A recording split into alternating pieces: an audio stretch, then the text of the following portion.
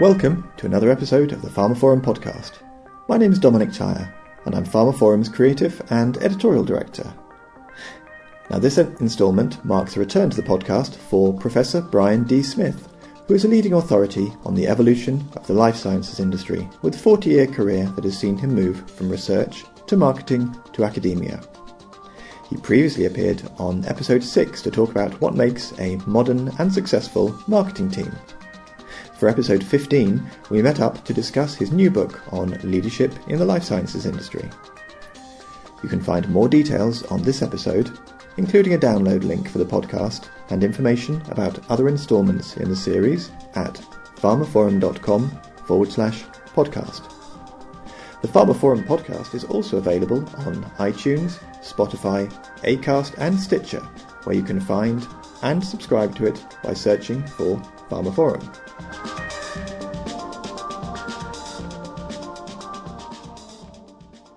So, Brian, welcome back to the pharmaphorum podcast.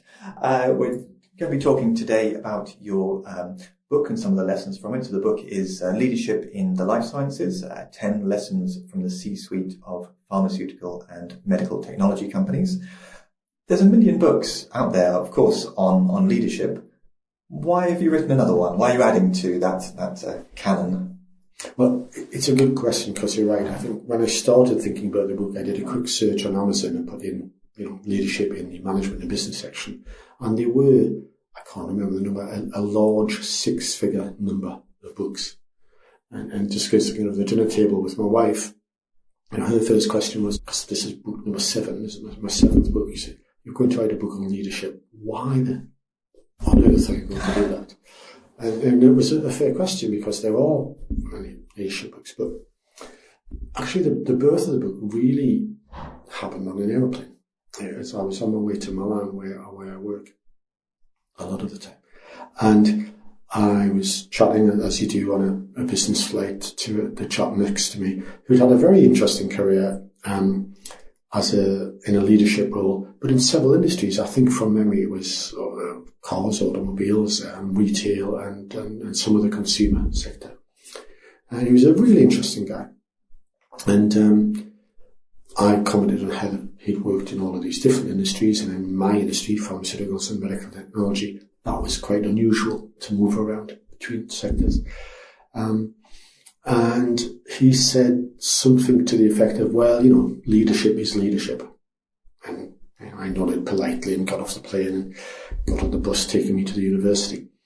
And as I sat on the bus, I thought, I'd never thought about it before, but that's quite a bold thing to say, quite a big statement to make, that leadership is leadership, whether you're leading any sort of company. And I thought as I sat on the bus, because, is leading Walmart the same as leading Novartis? Is leading McDonald's the same as leading a specialist biotech company? The truth is, I don't know. At least I did not know then before I began that phase of the research. But I was conscious that this was a big claim. It's like saying, there is here one design, and it works everywhere. And then the other thing that I picked up from looking at the leadership literature, both the academic literature and the books that you can see on Amazon or in airport bookshops, is that as well as all being based on leadership is leadership, they're all prescriptive. They're all, this is how you should do it. And I sat there on the bus thinking, this feels like an under-researched area. Here's an assertion being made that leadership is the same in any industry, and this is how you should do it, regardless of context. And that doesn't make an awful lot of sense to me. This is something we need to research, because, of course, remember, I'm coming from an evolutionary science background. All my previous books have been about the evolution of business models in the area. And this idea that, one form fits all doesn't fit with evolutionary thinking. You wouldn't say, here is one type of animal, it will thrive in any environment. Human beings are the only ones that do that. So I thought this was something worth researching and worth writing about, and that's what led to the book. Okay, and so In putting the book together, then, how did you go about that? Who was involved? Well, it's a kind of truth from the horse's mouth story. So I wanted to know about leadership in the life sciences industry. And the only people to ask are leaders in the life science industry. So I wanted to speak to a lot of people who are CEOs, or titles vary these days. So sometimes people are effectively CEOs, but they have some other title, but they're in the C-suite of pharmaceutical, medtech, biotech, IVD companies. So I wanted to get a selection of people. So I approached a whole lot of companies, and in the end I interviewed 23 CEOs and similars from approximately 50-50 medtech and pharma. Some of them work for huge companies like Novartis and Smith Nephew. Others worked for smaller companies, but even the guys that worked for smaller companies had worked for the large companies. So I think I calculated, back of the envelope calculation, that the 23 people I met had over 700 years of leadership experience in the industry. So I thought that was a decent sample. I thought, if these guys don't know what's different about the industry or don't know about leadership in the industry, then nobody does do. So it was those guys that I sat down and asked my questions of. And certainly flicking through my copy of your book, it's a really impressive list, both of companies that are involved in the research, but also the individuals as well. I mean, there's a number I recognise from having interviewed them myself for other more journalistic projects. I loved it. I loved the interview process. They were all, once they understood what I was trying to research, and a lot of them were very familiar with my work anyway. So that, I read some of my earlier books. They were all fascinated and very giving in their answers. Very open, because I was asking questions about something very fundamental to them, the industry and leadership. A lot of them spoke very freely and openly and honestly and told me things that you might not have expected to hear. So it was a pleasure to listen to them. And you're hearing from companies like Roche and Boehringer Ingelheim, the ones, others that you mentioned, also Proteus and UCB and many others. So what were the key questions, the actual questions that you were asking these people? There's a certain, as an academic researcher, you're taught to approach research in a very sort of methodical way to make sure that you get the answers to the questions that you're interested in, and that you don't lead the audience, and you get the right thing. So I started off with essentially the question of, is our industry different? Is the industry that we work in, is it different from other industries in any way? And then to the extent that it is, if it is different at all, how do those differences change what you do as a leader? In other words, what lessons have you learned about, first of all, how the industry is different, and then about how to adapt to that situation. And that, in essence, was what I was asking. Obviously, there are formal techniques and laddering techniques for how you ask the questions and how you design it and so on. But that basically is what I was asking. Is our industry different? Well, if it's different, what have you done about that? How have you adapted to being a leader in this unusual environment? Certainly looking at some of the previous leaders at larger pharmaceutical companies, there aren't that many that have come from outside of life sciences, that don't have a background in the industry. And certainly maybe Jeffrey Kindler, ex-Pfizer, maybe there's an example from Novartis, going back a few leaders from the current executive. It's really quite unusual, and as I spoke to them, I began to realise that because they'd adapted to this environment, it wasn't a case of just knowing the market, because they have teams that know the market well. It's because they have adapted a little bit like a biological species, that is very well adapted to its environment. If you picked it up and put it somewhere else, a penguin wouldn't work very well in the main forest. So I'm presuming from the research then that one of the conclusions probably was that life sciences, that leadership in life sciences is different from other industries. But How so? What were the conclusions that you drew? Well, perhaps the first thing to say is that although the life sciences industry is different from other industries, within the life sciences industry, it's quite homogenous. So some people have asked me who've read the book, well, is pharma different from medtech, or is big pharma different from biotech? In terms of leadership style, it does not appear to be so. But it does appear to be different. Life sciences does appear to be different from other industries. And the origins of that, and the first thing that I talked about with the interviewees was, well, how is the industry different from other industries? And as always happens with these, you get reams and reams and reams of many thousands of words of answer that you have to analyse. But when you analyse that, it boils down to 4 ways that our industry is different from other industries. So I'll enumerate that down if that's okay. Mm-hmm. So the first one is that our industry has a social contract with society.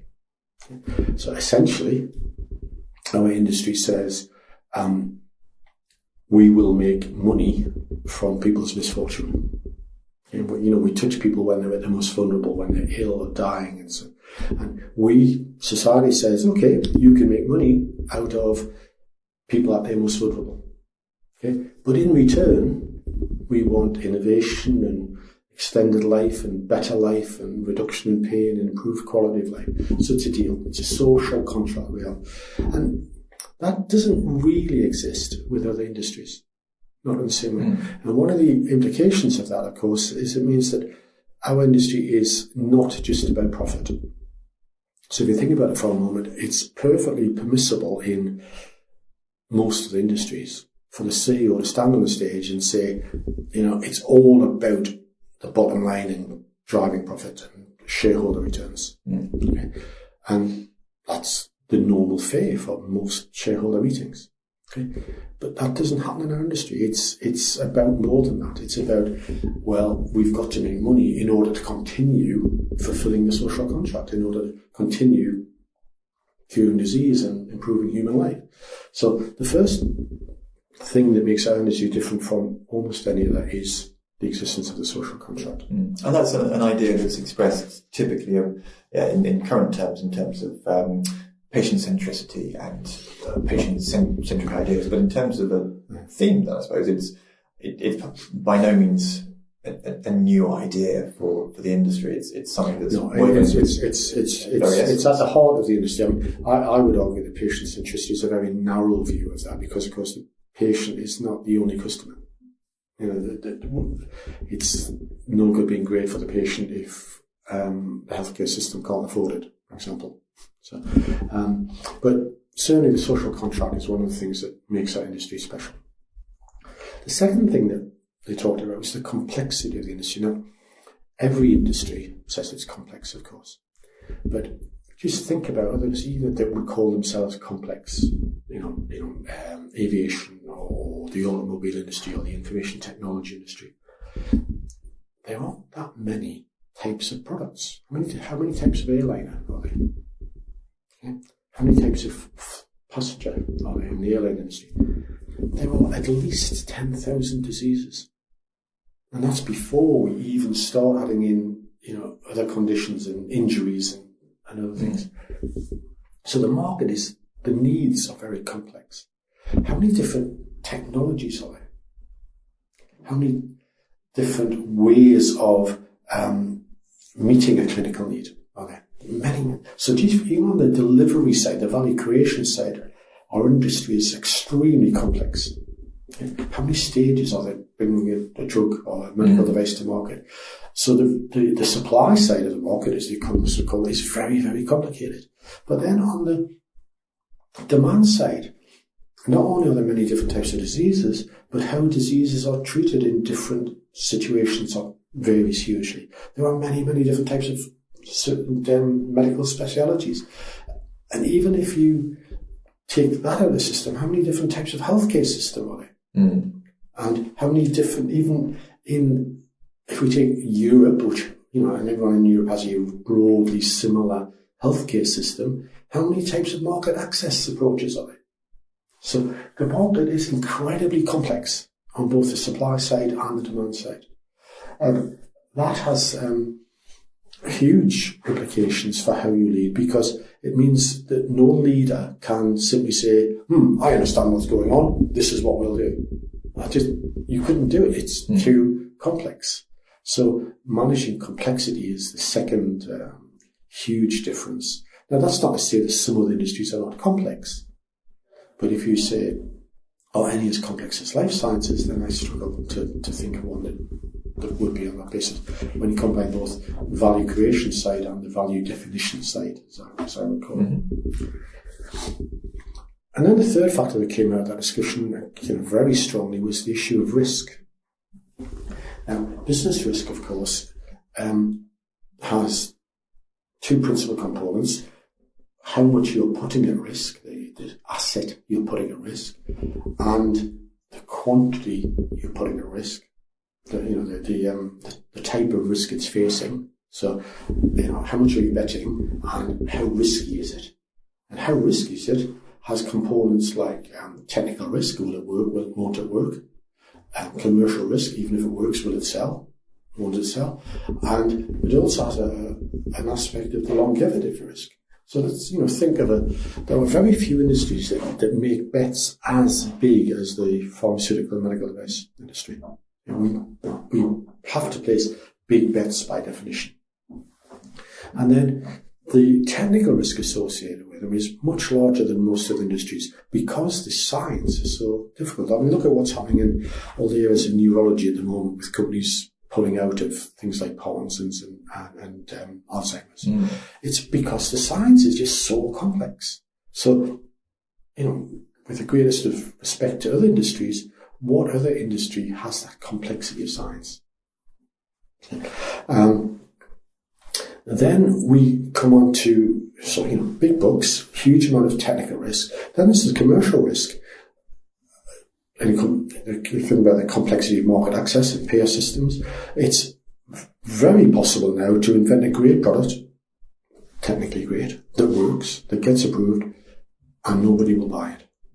So that's a level of commercial risk, which is unusual in our industry. And then there's the longevity. Most companies in most industries, you develop a product, you bring it to the market, you launch it, and then if it's selling, that's it. The risk is over, in the sense of you don't have to worry. You know that it works, you know that it sells. Okay? But, you ask a brand like Vioxx, or a medical device company like J&J with vaginal meshes, okay? Years and years after it's come to market and been successful and been approved and sold, the risk comes back and bites them. So the scale of the risk, the complexity of the risk, and the longevity of the risk make our industry unusual. And that's quite a key factor. And then the fourth one that came out of the interviews was the composition of the workforce. And this is one of these that, when you get told in an interview, you go, why didn't I think of that before?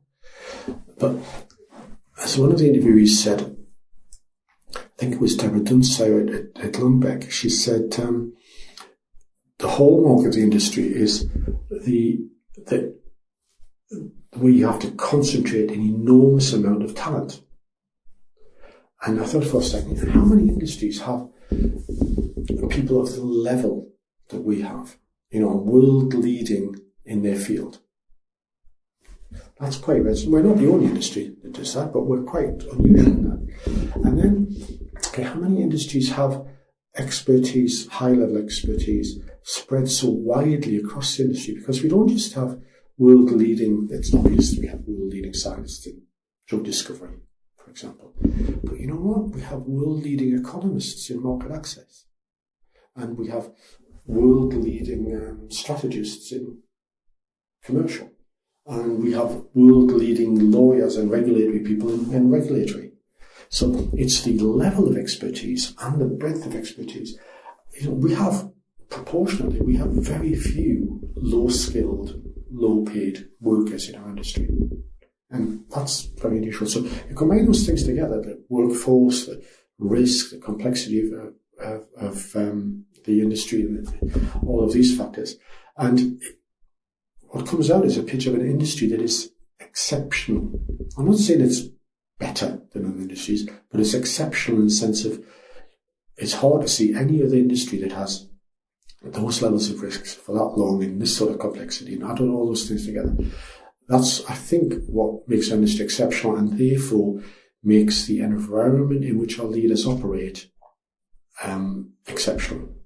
The environment that the leader of a pharmaceutical company works in is weird, odd, compared to most industries. Mm-hmm. So, looking then at the book itself and the leadership in the life sciences, how does it differ from maybe some of your previous, perhaps more academic work? How do you see maybe the audience for the book, or when is it most likely to be picked up, perhaps? Well, the audience of the book is anybody who works in the industry who is interested in leadership in the industry, independent of their function or their role or the type of company they work in. Mm-hmm. So, but there is a psychographic segment that I aimed it for. That is, a lot of the executives that I work with, they've quite often bought my books and not read them. Which I find, or at least certainly not read them cover to cover, which is understandable because the books like Darwin's Medicine and The Future of Pharma were, 100,000 words, dense arguments, lots of references and citations and data and so on. So, they're academic works. Mm. And so I wrote this. I remember saying to the publisher when I was initially discussing it, so I'm going to write a book for people who don't like to read. And she laughed at me. I said, well, so what I mean by that is I'm going to make it much shorter. I want it to be of a total length that you can read on a single long-haul flight. And I want it to be chopped up into little small sections that are digestible. So each chapter will be no more than the length of a magazine article. And I'm going to, although it will be academically rigorous, I'm going to leave all of the academic arguments and citations and references and the rest of that stuff out of it. They will be in the academic papers that I also write around the book that will go to journals. But, I want this book I want them to pick this book up and go, oh yeah, I could read that easily. And in fact, that's what's happening, because it's physically, it's about a third of the thickness of other books I've written. And it's meant to be a very quick read. And I've had emails from people already saying, they read it on, I think it's like from London to Moscow was the last one I heard. So that sort of length of flight. And that's what it was aimed at. But it's not aimed at a particular role or a particular person. It's aimed at people who work in the industry, perhaps aspire to lead in the industry, and they want to know what their CEO knows. So one of the ways I describe the book is inherent in the book is 700 years of leadership experience in the industry. Mm-hmm. And I've tried to condense that down to a book you can read in a small number of hours.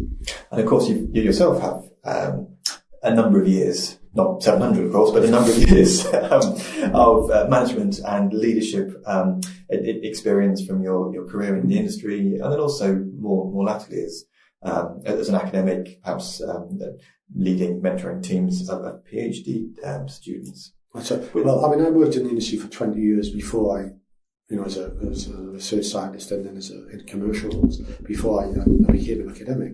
So I'm used to working in teams and leading groups in the industry. And of course now, in addition to my academic research at Hertfordshire and at Bocconi and all that, I also work with leadership teams in the industry and watch how they work and see how they work. And quite often I'm employed as a kind of mentor or coach for leaders in the industry, where they'll talk to me about their issues and their challenges, where they need an independent sounding board. So there's lots of real world experience attached to this. But I think the star of the show in this book, I think, is not my thinking so much as these 23 very wise, very experienced people who opened up to me and told me what they think. Mm-hmm. So, looking at the 10 lessons from these very experienced people that you spoke to, what was most surprising to you? If you can pick out one lesson, was there anything that stood out? There were two, I think. and I'm not sure if surprising is the word I'd use so much as fundamental things that when the lessons emerged from the hundreds of thousands of words of interview transcript, I sat, if I'm honest, I sat at home with a beer thinking, that is what you need to know. Okay. And one of them, and forgive me, I'll have to digress into a bit of technical jargon, but one of them is the big issue. So imagine if you ask these very experienced CEOs, what's the big issue? What's the big problem you face? What's the central core challenge of your job? And although they wouldn't use this word because it's a technical word, the issues, they're called bicongruence. Bicongruence. So let me explain what I mean by that. It probably goes without saying that to succeed in the pharmaceutical industry or the medical technology industry, your people need to be world class at what they do. And what I mean by that is your marketers need to be world class marketers, your chemists have to be world class chemists, your economists have to be world class economists, and so they have to be at the edge of their field. And as the industry gets more complex and more difficult, the expertise of marketers has to become more expert, and the expertise of the economists has to become more expert. We all become more expert. Now, the jargon for that in the academic literature is called macro congruence, because it means that the expertise of those functions has to be congruent with the outside world, the macro world. So, I don't think anybody listening to this podcast will be surprised when I say excellent companies have groups of people, silos of people who are absolutely brilliant at their individual function, whether that is marketing or market access or drug discovery or regulatory or whatever it is. But here's the rub. The other obvious thing, of course, is that in order for a company to be effective, all of those different functions have to work together, have to coordinate. Mm-hmm.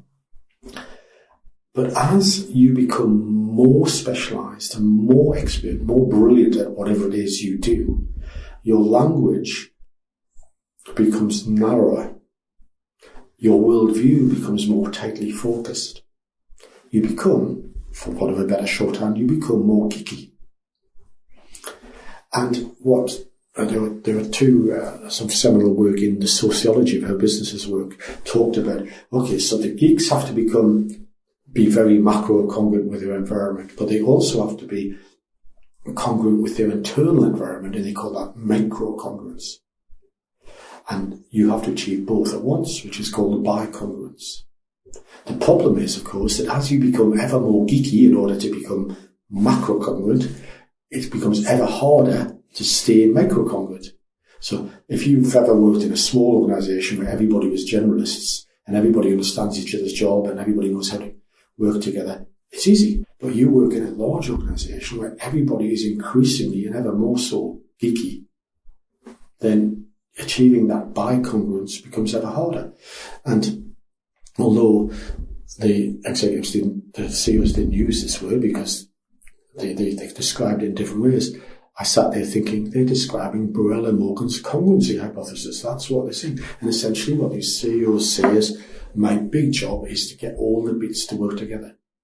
The corollary of that is actually they don't seem to worry too much about any individual function. They don't say, oh, are my R&D guys the best R&D guys? Are my regulatory guys the best regulatory guys? They leave that to the functional leaders. Okay, is there just an assumption that? Well, I wouldn't say they an assumption. They work very hard at recruiting the right people to lead functions, and they work very hard at coaching them, developing them, and enabling them. But they basically take the view of, look, I am not well as a CEO. I would not be well placed to know if my regulatory people are doing the best regulatory job. But my head of regulatory ought to be. Mm. And so they're very good at delegating about, and they see their job as stitching the organisation together. And this is more than just cross-functional meetings. Mm. One of the interviewees, Louise Macon at BTG, was very, very lucid and very bright. And when she spoke, she said, so for instance, if I get a head of marketing, I don't want a member of parliament for marketing.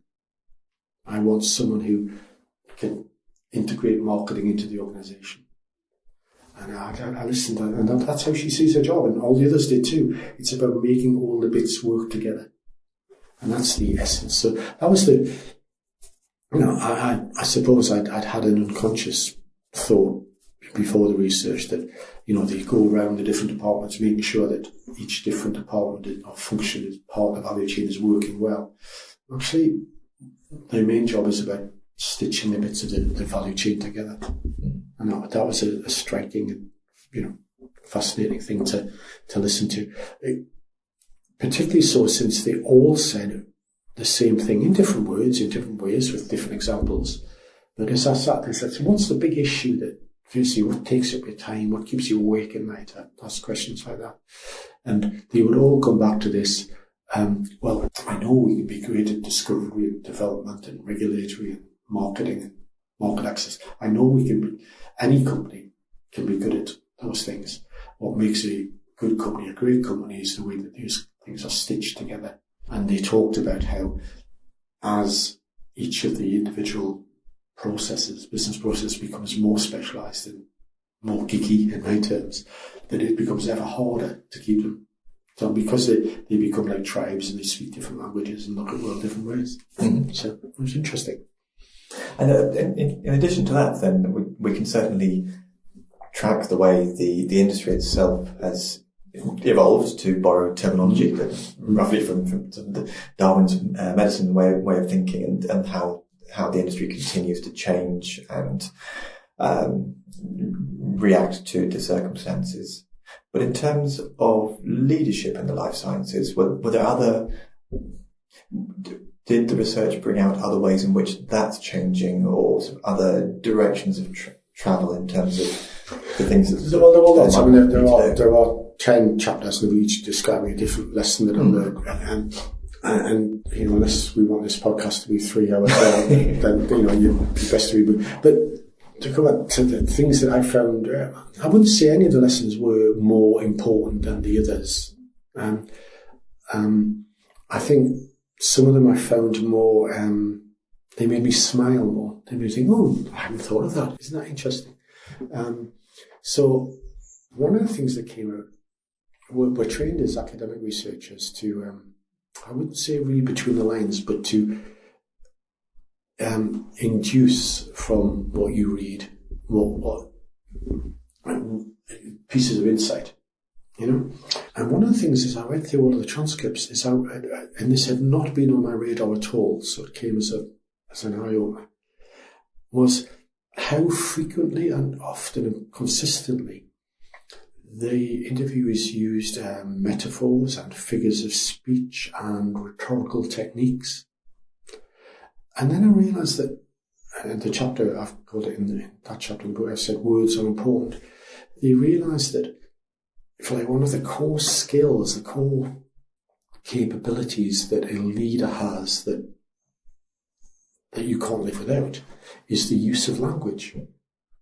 And that goes beyond just media training and being prepared. And it seems to go far beyond ordinary good communication skills. Mm-hmm. I mean, you wouldn't get to even be a middle manager without reasonable communication skills. But these guys seem to have intuited that to be a leader, you need to convey not just information but emotion and clarity in ways that require more than just normal communication skills.